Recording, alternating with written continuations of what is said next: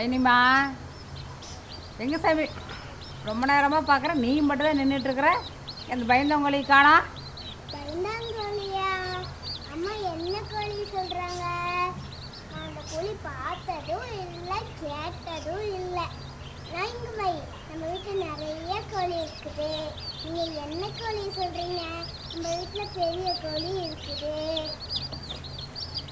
குஞ்சு கோழி இருக்குது, ஏன் கலர் கோழி கூட இருக்குது. அது என்னங்கம்மா பயந்தாங்கோழி? நான் பார்த்தது இல்லையே, எனக்கு தெரியலையே.